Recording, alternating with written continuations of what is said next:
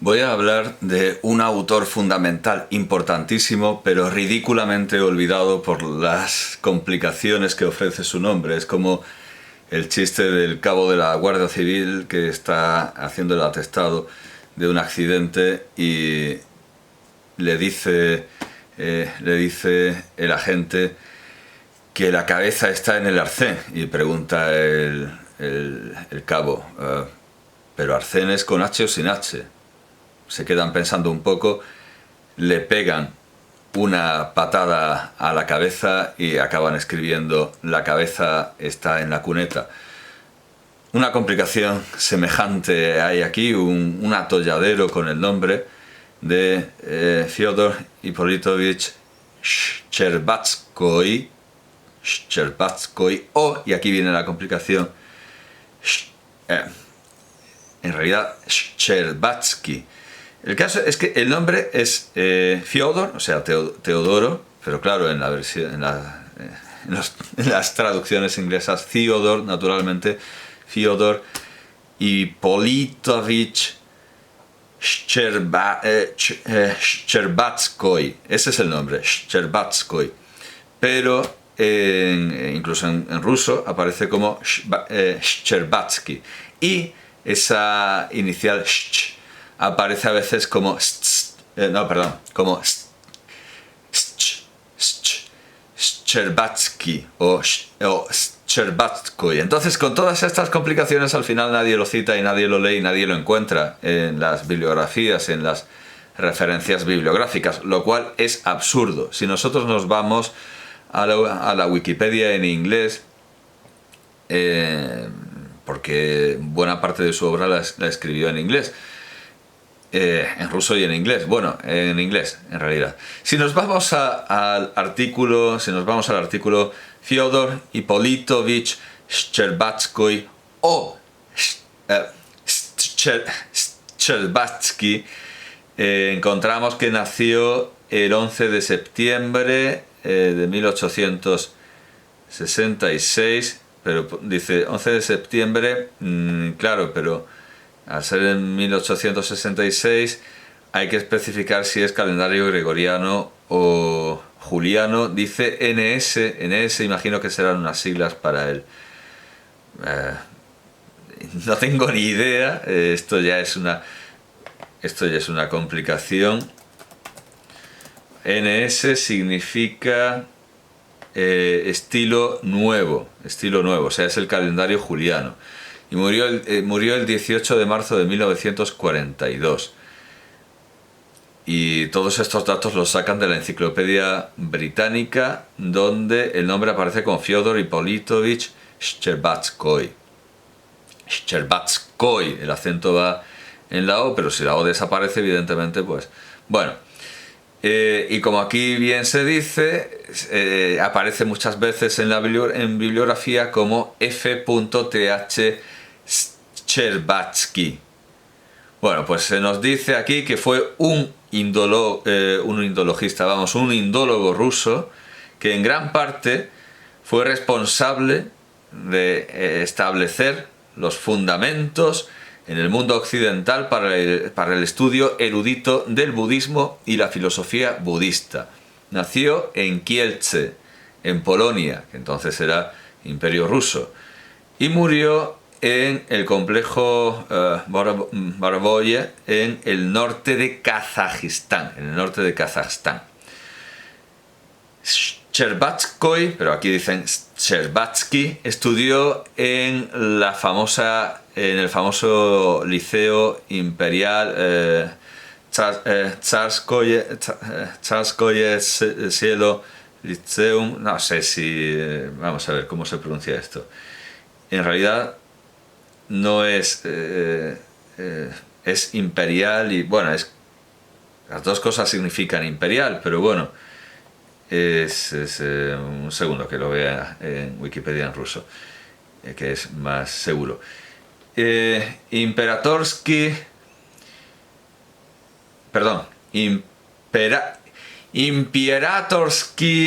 Tsarskosielski Licey. Ahí estudio, en ese liceo, en ese en ese liceo imperial, y es que claro, en el liceo, en el liceo imperial del emperador vendría a ser. Eso está cerca de San Petersburgo. Bueno, ese fue el instituto en el que estudió, por lo que veo se conserva, es muy bonito. Ahí es donde Pushkin con 14 años leyó su poema ante Djerzhavin, o sea, viene a ser como nuestro Instituto San Isidro en Madrid. Es un instituto, es un instituto bastante prestigioso y con razón, no por nuevas pedagogías ni por historias, sino porque de ahí han salido clásicos, verdaderos clásicos. Pushkin, Shcherbatskoy, se graduó en 1884 y después estudió en la Facultad Histórico-Filológica de la Universidad de San Petersburgo, en la que se graduó en 1889, donde Iván Minayev y Sergei Oldenburg fueron sus profesores. Sergei Oldenburg pues, es otro de los fundadores del estudio de la literatura budista en Occidente. Después se fue al extranjero y estudió poesía india con Georg Vila en Viena y filosofía budista con Hermann Jacobi en Bonn. En 1897, él y Oldenburg inauguraron la Biblioteca Búdhica, una biblioteca de textos budistas raros. Bien, pues afortunadamente la Biblioteca Búdhica, 1897, empezó en 1897 y se terminó en 1937, está digitalizada. Por cierto, está en inglés, no sé por qué está en inglés, la hicieron en inglés. Es una biblioteca de, no sé, ya tenían visión de futuro y ellos, bueno, supongo que influye, claro, influye que la India era británica, entonces seguramente vieron que más que el que la lengua académica fuera en el futuro en inglés, verían que la India hablaba inglés. Pero no lo sé, pero el caso es que esta biblioteca búdhica con título en latín y algunas notas en ruso por dentro, esto está en inglés, esto está todo en inglés. Y está digitalizada en la página, curiosamente también en inglés, del Instituto de Estudios Orientales de la Academia Rusa, o por lo menos la sección, mejor, porque ahí pone orientalstudies.ru, simplemente, .ru, de la Academia Rusa de las Ciencias. Tienen aquí, sí, es el instituto, es un instituto, pero no es el Instituto de Estudios Orientales, es dentro de la sección de Estudios Orientales. Tiene, parece ser que fundado en 1818, o a lo mejor en 1800, no lo sé. Bueno, el caso es que está el Instituto de Manuscritos Orientales de San Petersburgo, a cargo de la Academia Rusa de las Ciencias. Y aquí, en una página en inglés, perfectamente visitable, pues tienen la Biblioteca Búdhica. Bueno, entera no, tienen desde el volumen 30... no, que está... vale. Que está en orden inverso. Tienen desde el volumen primero hasta el volumen 30, hasta el volumen 30, con las siguientes contribuciones de Shcherbatskoy, que son, vamos a ver, en el volumen 10, aunque es una iniciativa suya y de Oldenburg, pero bueno, en el volumen 10, a ver si lo tenía, no, me he perdido. Es que esto, claro, como la búsqueda es inversa, tengo que buscar, a ver, la última aparición, que sería, vamos a ver, aquí está. En el volumen 11, en el volumen 11 tiene Nyaya Bindutikapani, el comentario sobre el Nyaya Bindutika, el tratado de Dharmottara, editado del sánscrito, edición del texto sánscrito con una introducción y notas por Fyodor, lo ponen con TH, Shcherbatsky. Bien.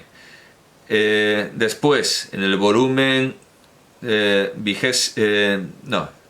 el volumen 19 tenemos la traducción tibetana de los tratados Samtanantara Siddhi de Dharmakirti y Samtanantara Siddhi Tika de Vinitadeva con el comentario escrito por Standard Rams Pa, editado por... no lo he leído mal en tibetano porque hay letras que no se pronuncian y las he pronunciado todas. Editado por Fyodor Shcherbatsky con una introducción. Y esto parece ser que... sí, tiene edición. No, está en inglés. Lo ponen en ruso, yo creo que para facilitar las cosas a los estudiantes rusos. Pero volumen 20. La traducción tibetana de Abhidharma Koshakarika y Abhidharma Koshapashyam, los tratados de Vasubandhu, editado por Shcherbatsky. Esto es de 1917. Esto es de 1917 y parece que hubo una reedición en 1930. Luego en el volumen 21, Sputartha Abhidharma Koshavyakya, obra de Yashomitra, editada por Koshasthana y editado a su... Perdón, la obra de Yashomitra, primer Koshasthana, parte primera, editado por Levi y Shcherbatsky, 1918. Luego, volumen 21, parte segunda, pues lo mismo, pero la parte segunda. Volumen 23, Abhisamya Alankara Prajna Paramitra Upadesha Shastra, obra del Bodhisattva Maitreya, sí, seguro que lo ha escrito Maitreya. Obra traducido por Shcherbatsky y Obermila, fascículo primero, lo que quiere decir que pues eso, que el 24 no es el fascículo segundo, son los índices, índices, verborum, sánscrito tibetano y tibetano sánscrito, lo demás sigue en inglés, al Nyaya Bindu de Dharma Kirti y al Nyaya Bindu y a los Nyaya Bindutika, a la Nyaya Bindutika de Dharmotara, compilado por Obermila con un prefacio, es lo que hace aquí, con un prefacio de Shcherbatsky. Luego, tomo 24, más índices, tomo 26, el tomo 26 es Buddhist Logic, en 2 volúmenes. Volumen primero, Leningrado, ya ha pasado tanto tiempo que esto ya no es San Petersburgo, Volumen primero, Leningrado, Academia Rusa de las Ciencias, 1932, 560 páginas más 12 de introducción. Volumen segundo, que contiene una traducción del Tratado Breve de Lógica de Dharma Kirti y de su comentario por Dharmotara, con notas, apéndices e índices, Leningrado, Academia Rusa de las Ciencias, 1930, 469 páginas. Bien, pues resulta que yo aquí rompiéndome la cabeza para dar la versión que hay en archive.org, que está así como un poco dispareja, y resulta que está aquí todo digitalizado, los 2 volúmenes, estoy pinchando, estoy viéndolo en PDF, a ver si se carga un poco y garantizo que esto está bien. Entonces ya no necesitamos en principio el Shcherbatsky,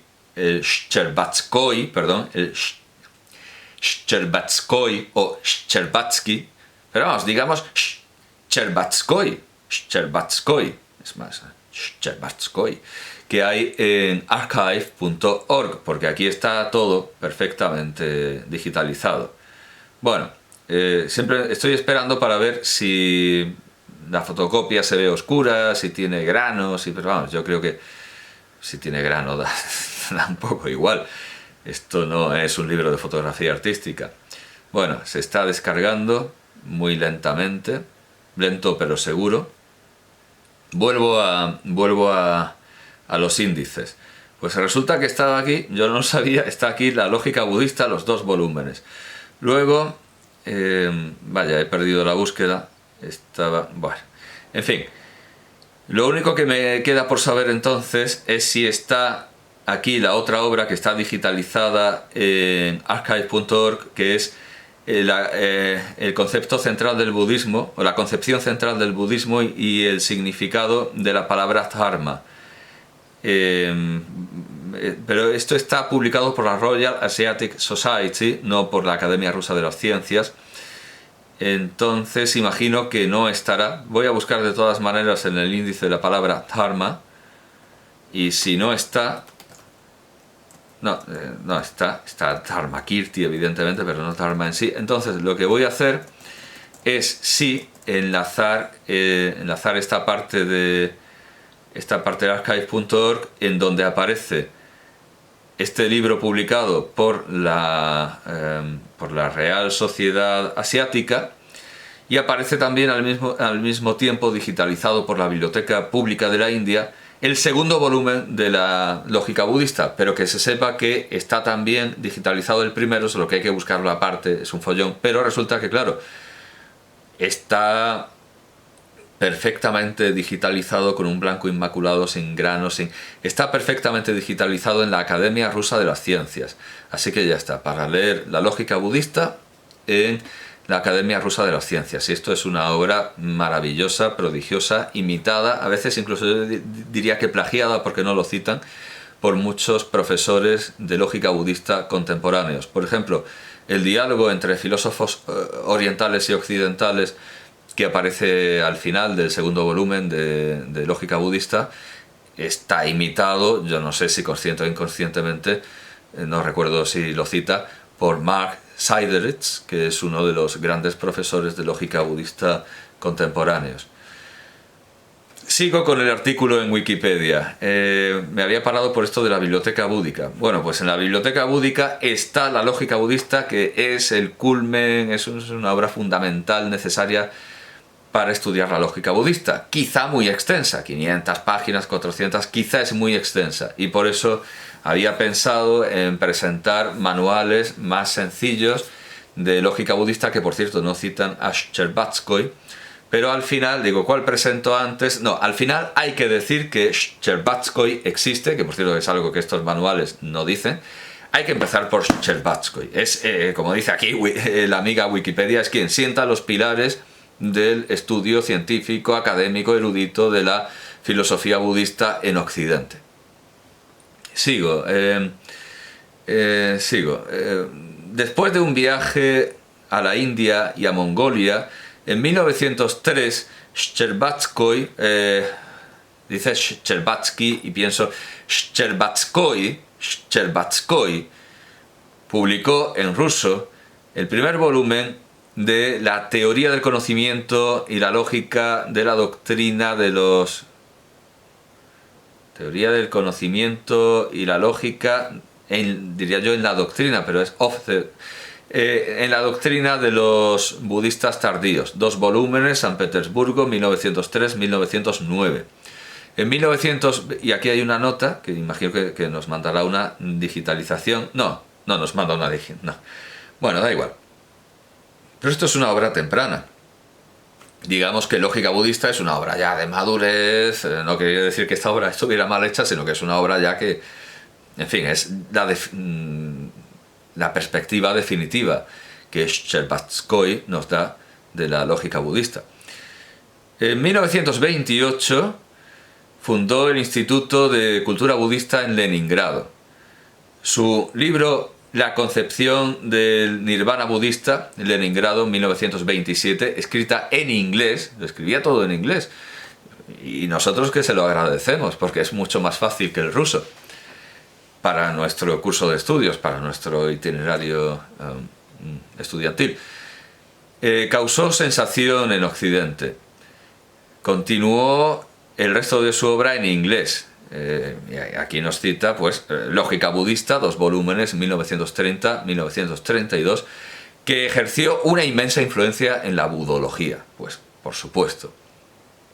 Aunque Shcherbatskoy permaneció menos conocido en su propio país, bueno, al final en la Academia Rusa tienen ahí digitalizadas sus obras.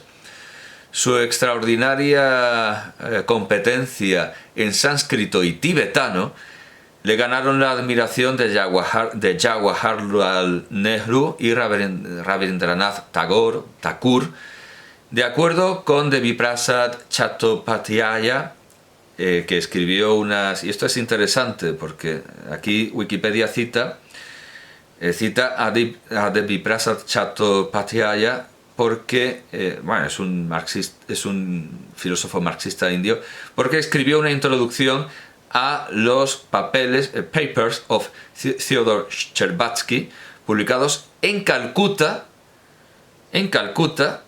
en la serie Indología Soviética, Estudios Indios Pasado y Presente, en 1969. Fue el segundo volumen de la serie Indología Soviética, publicada en Calcuta, 1969. Esto tiene que ser una obra interesante, pero un poco difícil de encontrar. Y que yo haya visto la Biblioteca Pública de la India no la tiene digitalizada en archive.org, como si tiene el segundo volumen, solo el segundo volumen, o a lo mejor también es suyo el primero, pero está digitalizado, está mal identificado y se ve por separado. Pero bueno, que hay una edición en 1969 de los papeles de Shcherbatsky en Calcuta, ahora Kolkata, en la serie Indología Soviética. Bueno, pues decía Deviprasad Chattopadhyaya en esta introducción que Shcherbatsky, así lo escribe, vamos, Shcherbatsky, pero bueno, Shcherbatsky nos ayudó a nosotros, los indios, a descubrir nuestro propio pasado y a restaurar la correcta perspectiva de nuestro propio legado filosófico. Y luego remite a la actualización de la Enciclopedia Británica, que en su edición de 2004 lo aclama como la mayor autoridad occidental en filosofía budista. Algo que no es una opinión, esto es un hecho. El mayor profesor de filosofía budista de Occidente ha sido y sigue siendo Shcherbatsky. Aunque estos estudios tan modernos y con tanta bibliografía olviden citarlo, lo cual me parece injustificable. No, es que esto es bibliografía actualizada, es que... No, hay que citar a Shcherbatsky, no es algo que se pueda elegir. Hay que citar a Shcherbatsky, no se puede y más aún cuando uno lo imita, como hace Mark Sideritz. Bien, pues voy a enlazar, esto al final se ha simplificado mucho, voy a enlazar archive.org con este volumen que publicó en la Royal Society, en la Real Sociedad Asiática y no en la Real Sociedad de Londres sin más, sino en la Real Sociedad Asiática, y la página de la Academia Rusa de las Ciencias, que también tiene una biografía bastante más extensa y una bibliografía también muy extensa de Shcherbatsky, que deja en mantillas lo que Wikipedia ha sacado de la de la Enciclopedia Británica, que además es de pago. Bueno, la infancia, lo que es la infancia, viene a ser la misma historia, pero dan más detalles de los congresos en los que participó, de los profesores a los que conoció. Naturalmente hay datos sobre su participación en la vida académica rusa. Quizá esto es más interesante, sus viajes, se dan más detalles sobre sus viajes. En la primavera de 1905 fue enviado a Urga, donde el decimotercer Dalai Lama, Ngak Blobzang, no se pronuncia así, lo sé, si la B no, creo que no se pronuncia, bueno, Ngak Blobzang Tu Stan Ria So. Bueno, en fin, que estuvo allí con el decimotercer Dalai Lama. Shcherbatsky, aunque aquí prefieren decir Shcherbatsky, tuvo la oportunidad de conocer al jerarca budista y tuvo su permiso para la expedición académica rusa que fue al Tíbet. El ministro ruso de Asuntos Exteriores, sin embargo, declinó la solicitud de Shcherbatsky, así que no aprovecharon esa oportunidad única de penetrar en la tierra secreta del Tíbet. Bueno, aquí hay una buena... Hay una buena... me sale decir catálisis, ya he mezclado tantos idiomas. Hay una buena explicación de sus viajes y un buen detalle de sus expediciones. Así que remito, desde luego, para el que quiera saber la vida y las aventuras y los libros de Shcherbatskoy, a esta biografía de la Academia Rusa de las Ciencias, esta biografía que la Academia Rusa de las Ciencias hace de su académico, Shcherbatskoy. No está firmada, por lo que veo, firma, bueno, la Academia, sí que está firmada... Ah, vale, sí, todo esto que la Academia Rusa de las Ciencias pone como biografía de su académico, está sacado de un artículo, de una contribución de Semichov y Zielinski. Es un trabajo titulado El académico Fyodor Ippolitovich Shcherbatsky, que fue publicado en el volumen de compilación de las obras de Shcherbatsky, The Selected Papers on Buddhism, los papeles escogidos sobre budismo, publicados por la Academia de las Ciencias de Moscú, o por lo menos, no sé, es Nauka, que es ciencias, pero GRVL, no sé lo que es todo esto. Bueno, fue publicado por Nauka, que creo que es la editorial de la Academia de las Ciencias. Fue publicado por Nauka en 1988, y esto corresponde pues a un ensayo previo que ocupa las páginas 15 a 41. Bueno, pues entonces, tanto en Calcuta, hoy Kolkata, como en Moscú, hoy Moscú, a diferencia de San Petersburgo, antes Leningrado, o ahora otra vez, no sé, Petrogrado, bueno, menudo follón. Normal que se pierdan autores fundamentales con este desbarajuste de nombres. Bueno, el caso es que hay una edición en Calcuta, hoy Kolkata, otra en Moscú, hoy Moscú, de los papeles escogidos de Shcherbatsky, pero básicamente los podemos leer tal cual, en su forma original, tal como aparecieron en la Biblioteca Bútica de San Petersburgo, luego Leningrado, hoy San Petersburgo, en inglés. Bueno, esto es una cortesía impagable, desde luego, por parte de Shcherbatskoy, escribir su obra colosal en inglés. Y bien, creo que ha quedado presentado un autor que, a pesar de la complejidad, Shcherbatsky,